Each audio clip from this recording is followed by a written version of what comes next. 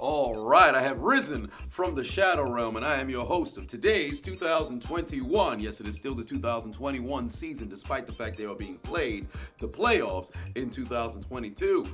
Divisional round prediction show. I am your host, the diligent, vigilant, meticulous, sagacious, conscientious, analytical, methodical individual, the Chiseled Adonis. Now, granted, we should have went live.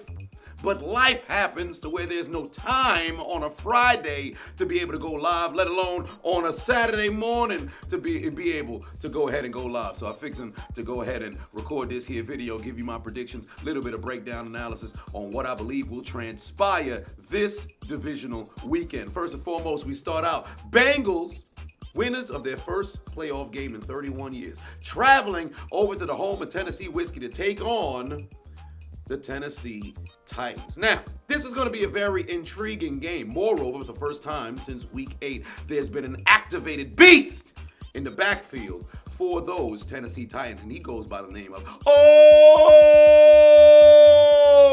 Henry, who I believe would have won the NFL MVP this year had he not got hurt. And as it pertains to the Tennessee Titans, to be honest with you, he's the X factor.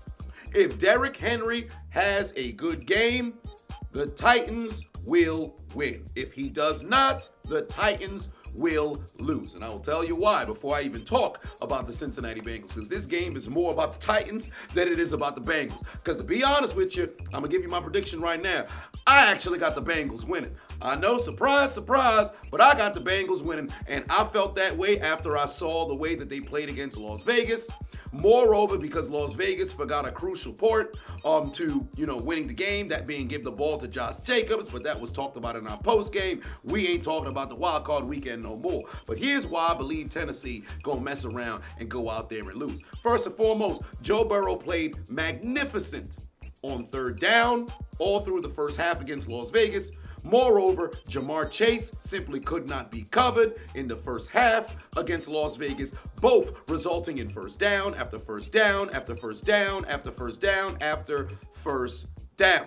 Tennessee's pass rush is not the greatest. So because that's the case, if they can't get after Joe Burrow and he has nothing but time to throw the football, guess what that spells? Disaster for the Tennessee Titans. So there's two things that has to happen for Tennessee to win. Number one, you've got to be able to be effective on the ground with Derrick Henry. Number two, you got to be able to get after the quarterback chasing Joe Burrow. If they cannot do those two things, I almost sliced my finger up and open cutting potatoes, but we ain't talking about that right now. If they couldn't do those two things, if they cannot do those two things, they will lose. Now, for the Cincinnati Bengals, it's pretty doggone simple. Don't beat yourself, you win this game. Now, don't get me wrong, Tennessee is not the number one seed for no reason, okay? But if the run game does show its face for Tennessee and they activate those play action fakes, the Bengals are in trouble. The Bengals will be in trouble because believe you me, A.J. Brown, injury-riddled season, all right, down season. And he's chomping at the bit to get an opportunity to prove himself once again this postseason. Julio Jones, let's just be honest here. Worst season of his career. Granted, there was injuries here and there. Football wasn't really coming his direction. It seems like he was only in the locker room for veteran, leadership. What does that mean? I would not be surprised if Cincinnati completely overlooks Julio like, he ain't got it no more. He ain't got the juice. 13,000 yards, but he passed out his prime. We're going to leave this sumbitch in single coverage. Big mistake. I'm telling you right now, if Derrick Henry goes over 60 yards, we'll go 70 yards, depending on how the yardage is accumulated throughout the doggone game. If the Titans can get the play action fake going, the Bengals will be in trouble. Because if they, think about it, we already know how Tennessee operates their offense, okay? They're going to run the football. The Bengals go out there and start loading up the box. They leave one-on-one on Brown. They leave one-on-one on Julio. Julio and Brown need to win. And I say need, not because I'm not going to come over here and be like, hey, they're going to win those one-on-one battles, because we've seen all season long it's been hit or miss. But they should be able to win those battles. But it all comes down to their defense being able to get after Burrow, the offense being able to get Henry going in the ground game. And granted, Henry's coming back from a broken foot in week 8. So I would love to sit here and be like, yeah, you know what? He's not going to get a heavy workload. Oh, hell no. You activate Derrick Henry, it's the playoffs. You felt that he was healthy enough to return, you're going to give that brother the football. And if they're not going to use him like that, take him out. Throw in Dante Foreman Grail and whoever can get the run game going for Tennessee. It's necessary for them to win. That is the bottom line. To hell with the protection of Ryan Tannehill and all that other stuff, because all of that really don't matter unless, of course, they fall behind. Now, if they mess around, they fall behind, I think game over, because I don't see Tennessee being the type of team to come from behind to catch the Bengals, unless the Bengals do what they did last week, and that's kind of take your foot off the gas in the second half or fail to capitalize in the red zone. And Tennessee, one of the best red zone offenses in the league, if not the best red zone offense in the league. When they get down the field, they better be able to finish. Do not be the Indianapolis Colts of the first half of the season. Don't get within the 5, within the 10, within the 15, and only be able to convert into 3. If that's the case, you fixing to lose. But I got the Bengals winning unless Derrick Henry goes over 70 yards. If Derrick Henry's over 70 yards, the Bengals will lose. But if he's under, I'm taking the Bengals to win. From where I sit right now, I am betting against Henry. Give me the Cincinnati Bengals heading back to the AFC Championship game for the first time since, 88? When they messed around and went to the Super Bowl and lost to Montana. Hey, ain't that, who was it? It was John Candy.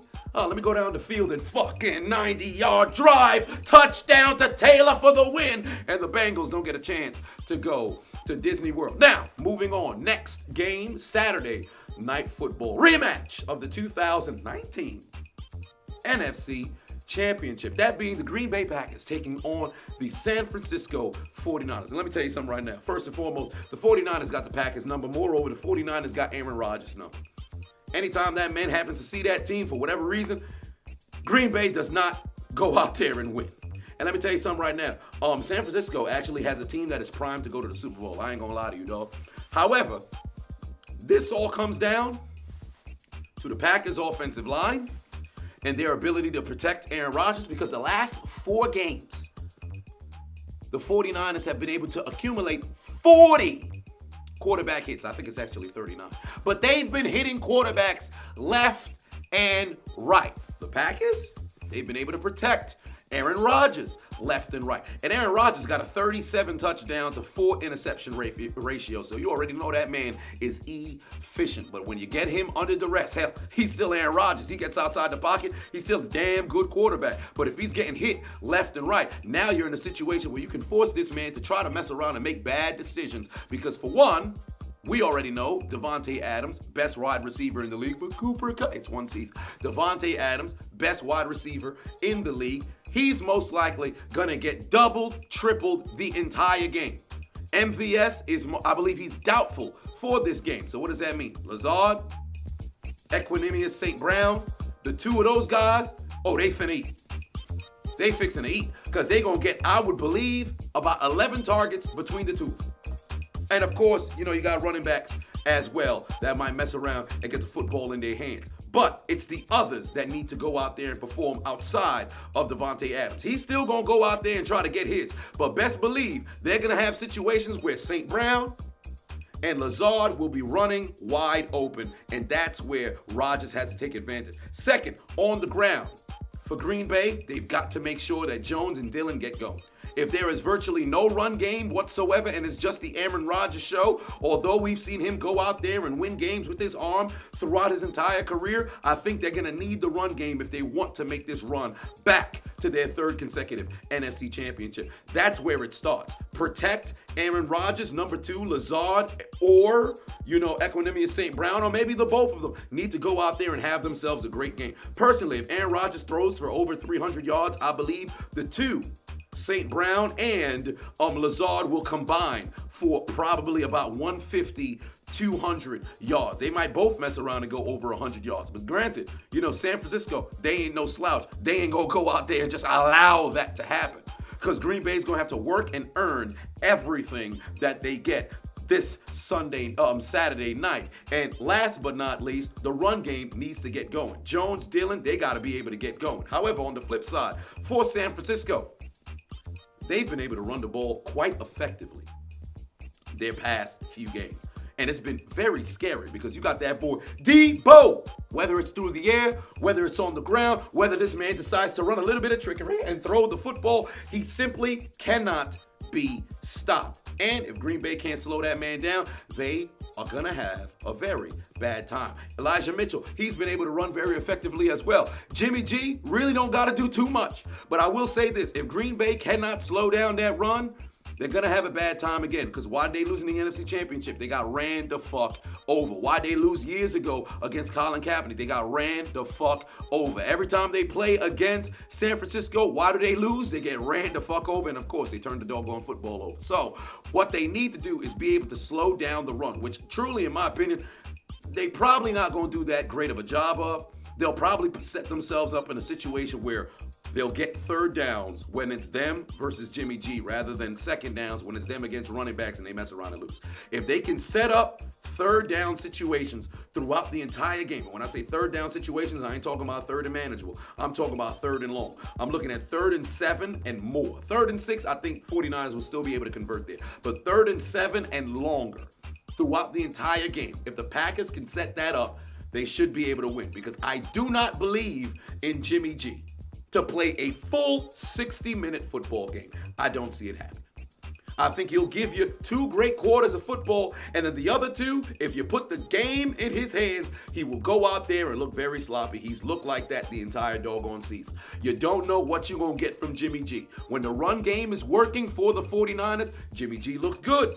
When the run game is not working and it's on Jimmy G to go out there and win you some games, that brother turns into, one of the greatest philanthropists out there in the world. That brother likes to give back, and he's giving out donations, gifts. And the Green Bay Packers, as of late, once they brought in Douglas, have found ways to take that doggone football away. I expect this game to be fireworks. I expect this game to be very, very, very, very, very entertaining. But in the end, it's crazy. All morning, I felt 49ers. All morning, I felt 49ers and Green Bay being one and done. I feel it in my soul that the 49ers might mess around and win this doggone game, but damn it, I think Aaron Rodgers finally gets the job done. Green Bay has been primed to go out there and get the job done the entire season this year, and I think they finally get over that doggone hump that happens to be San Francisco, moreover that NFC Championship hump, but we're going to get there for next week. Give me Green Bay to win at home, but god damn it, 49ers, make this very entertaining. I expect them to. All right. That goddamn D-line, man, let me tell you something right now. They get after Rodgers. Watching the game, I might just have to go ahead and switch my doggone pick. But then what's the point of that? I mean, you got to make it's a prediction for a reason. You can't just switch it in the midst of battle. But I'm taking the 49ers to lose on the road in Green Bay. So on NFL Divisional Saturday, we got the Cincinnati Bengals upsetting the Tennessee Titans unless Derrick Henry goes over 70 yards. And we've got the Green Bay Packers taking care of business at home against the San Francisco 49ers. And Debo! But we're going to move on to Sunday. Football Sunday, Divisional Round Sunday. We've got the first game being if I'm not mistaken, the Rams and the Buccaneers. Rematch of an earlier game in the year. And let me say this. It all comes down to Matthew Stafford.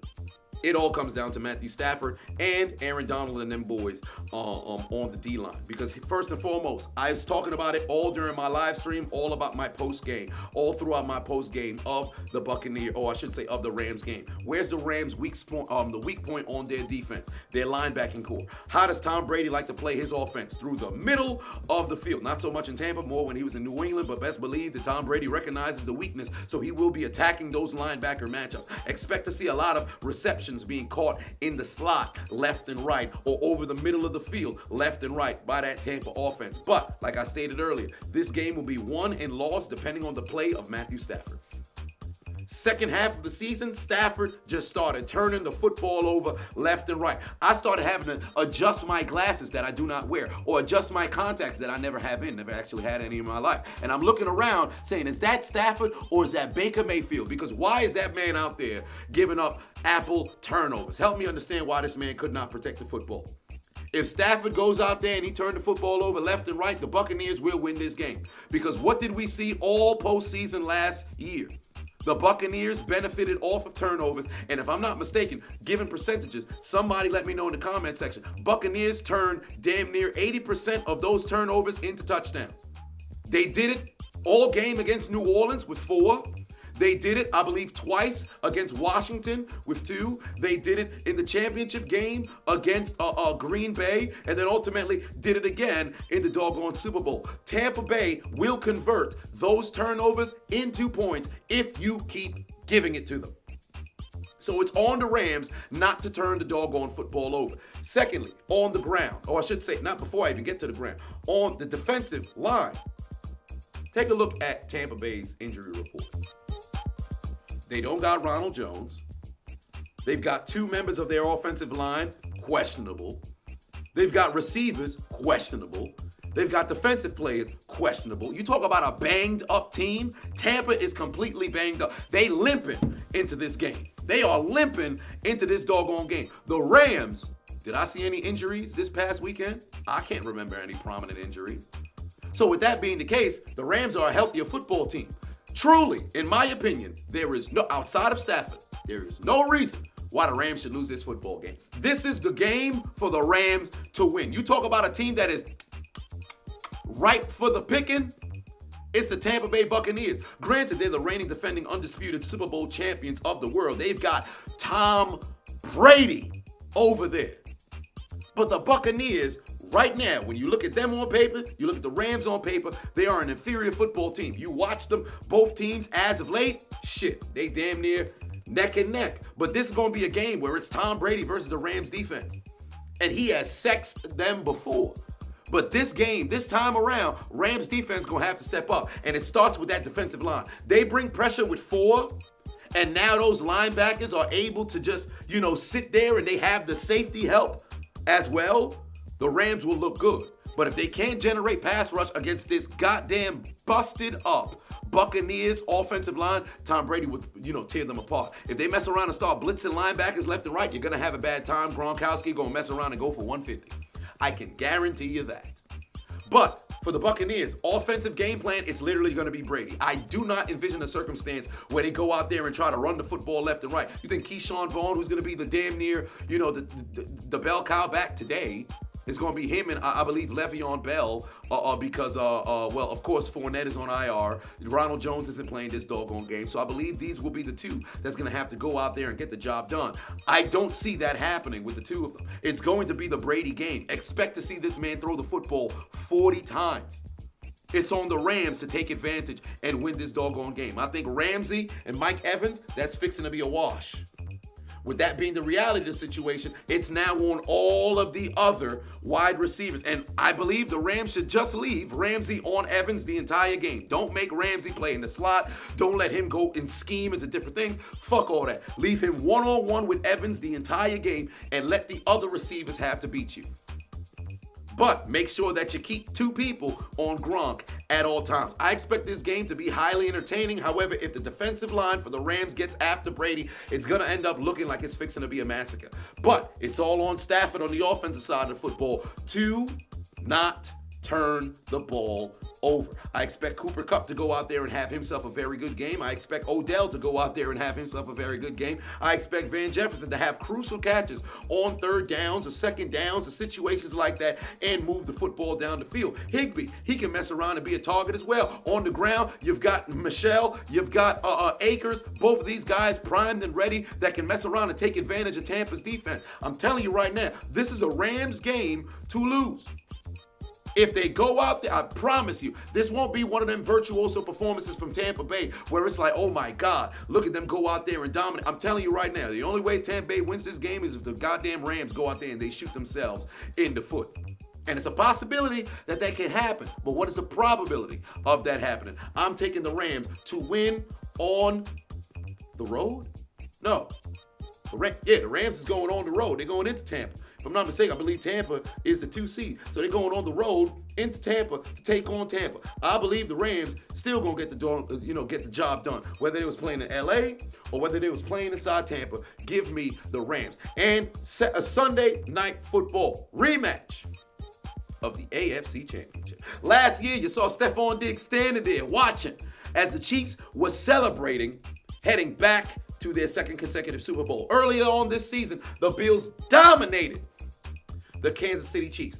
And you want to know why that happened? 4 turnovers from the Chiefs. Now, granted, the Bills were only able to score on 2 of those turnovers. I believe one was a pick six. The other one they ended up setting up, I think it was a field goal or perhaps a touchdown. But whatever the case may be, Kansas City took a bad L. If I'm not mistaken, they lost by 18 points. It was like 38-20. Josh Allen was the Bills' leading rusher. Josh Allen was like 15 of 26 or some shit like that with like 3 touchdowns or whatever the case was. All right? But they didn't touch Josh Allen. He never got sacked. They didn't force the Bills to turn the football over. I don't believe they had any fumbles or interceptions. They definitely didn't have any interceptions. Kansas City actually won the time of possession, but their possessions was very, very, very, very, very ineffective because they ended up losing by 18 points. However, this is a different Kansas City football team. Do I think that changes anything?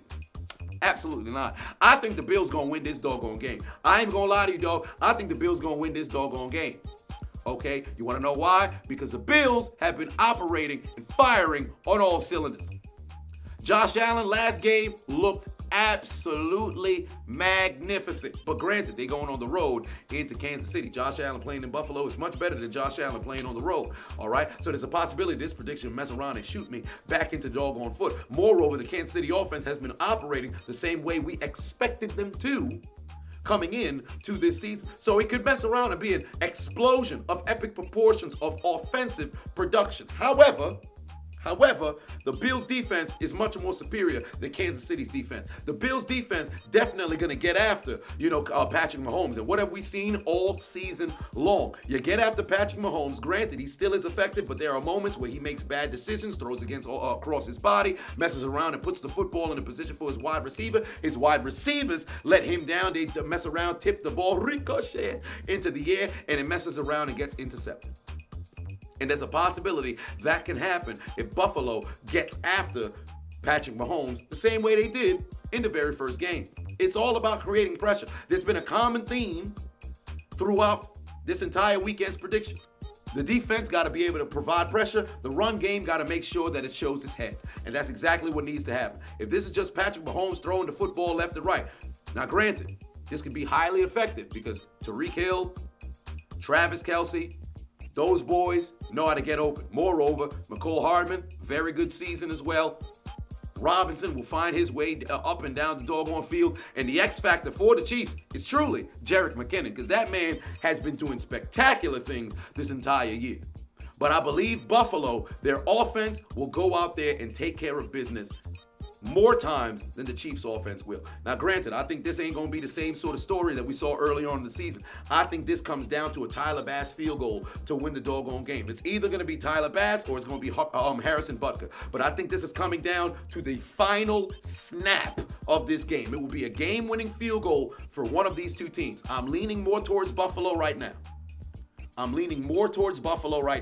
Because it seems like they are on a mission to make it to the doggone Super Bowl. And I'm leaning towards Buffalo right now. That's subject to change because the way I feel right now, I kind of want to convince myself I'm all in on Buffalo, but I'm not too sure. This is literally one of those 50-50 games. But I believe it's going to come down to a field goal. Whoever wins a turnover battle wins this game. This will not be a situation where you see Kansas City mess around, turn the football over 3 times in the first half, come back in the second half and win. That ain't happening. I promise you that ain't happening. They've got to go out there and make sure they protect the football if they want to win. For the Bills, bottom line, for one, Josh Allen can't be your leading rusher. You got to make sure that you have, your backs doing their job, whether it's Singletary, all right, or it's other individuals. You got to make sure you have that run game going. Josh Allen will be able to scramble and prove his effectiveness on the ground, whether it's on a 2nd and long, 3rd and long, 3rd and short, because you got to be, respect that brother's speed, because that white man knows how to run the football. Cue the Stone Cold Steve Austin. I ain't throwing the doggone clip in here. But that's how a white man runs a football. Alive! If he is your leading rusher by design, you're not going to have a very good time. It can't happen by design. It's got to happen by circumstance. But whoever turns the football over more will lose this game. But for where I sit right now, I'm leaning towards Buffalo. However, of all my predictions this weekend, that's the only one that I truly feel like it's subject to change. And slightly Cincinnati and Tennessee. But for where I sit right now, those are my 4 predictions. Give me the Bengals over the Titans. Damn it, oh Henry, forgive me. Give me the Bengals over the Titans. Give me the Packers over the 49ers. Give me the Rams over the Buccaneers. And right now, give me the Bills over the Chiefs. But that one might be subject to change. Let me know in the comment section who you guys think is winning this Divisional Sunday. And moreover, let us know why. I have been your host of the 2021 NFL Divisional Playoff Prediction Show. The diligent, vigilant, meticulous, sagacious, conscientious, analytical, methodical individual, the Chiseled Adonis. I'm headed down to the Shadow Realm. And oh, by the way, for every single one of those games this weekend, I might just mess around and go live. So stay tuned. We'll see how things play out, but I probably should be live for both of the games today. And then we're going to take that live stream, carry the momentum into UFC 270. And tomorrow, depending on how my voice feels at the conclusion of everything, might mess around and go live for all 4 games. So stay tuned. It's fixing to be a blast. And we're going to take a shot of the Rock's Terramana on our way out. Cheers to you. That's good tequila at 7 a.m. in the morning.